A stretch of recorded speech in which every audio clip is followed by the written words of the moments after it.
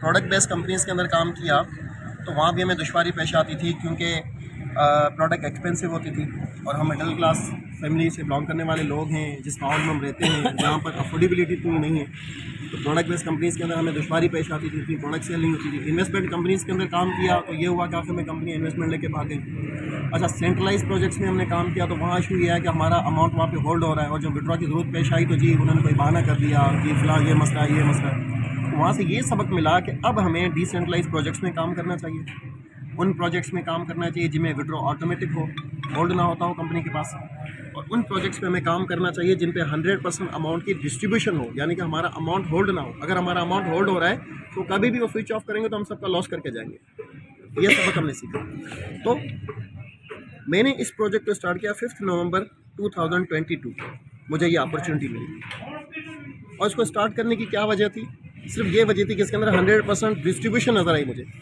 कैसे नज़र आई कि आप जो इसके अंदर पैकेज लगाते हो ना $30 का, ये आपका 100% अमाउंट डिस्ट्रीब्यूट हो जाता है, ये कंपनी के पास होल्ड नहीं होता। कैसे डिस्ट्रीब्यूट होता है मैं आपको यहाँ पे गाइड करूँगा। सबसे पहले नंबर पे डायरेक्ट कमीशन।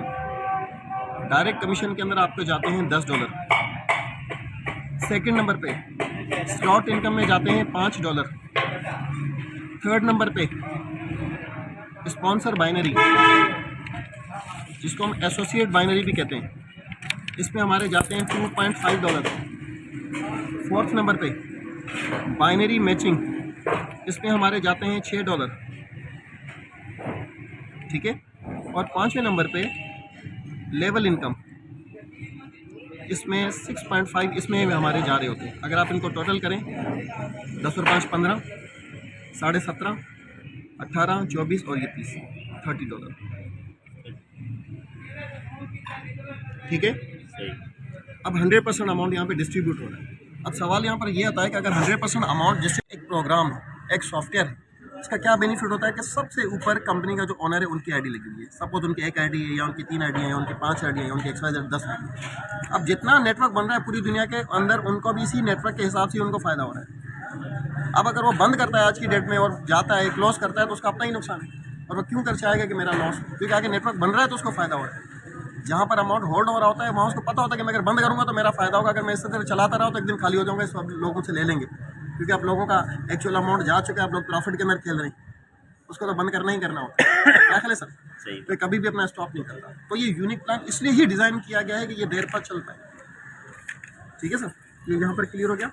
5 नवंबर को मैंने इसका आगाज़ किया था और इस वक्त तकरीबन मुझे 3 मंथ्स हो चुके थे। मैंने अकेले इस काम का आगाज़ किया था। मैंने अपने साथ 6 बंदों को डायरेक्ट ज्वाइन करवाया और इस वक्त अल्हम्दुलिल्लाह मेरी 1100 मेंबर्स की मेरी टीम हो चुकी है। मैं अगर अपनी अर्निंग की बात करूं तो तकरीबन 3 माह के अंदर मैं $1200 की अर्निंग कर चुका हूँ। अगर मैं मंथली बात करूं तो मंथली $400 एक अच्छी इनकम। क्या किसी जॉब से पॉसिबल है ऐसा? पाकिस्तानी अमाउंट के हिसाब से अगर आप इसको कैलकुलेट करें तो आपका ये 1 लाख प्लस बन जाता है।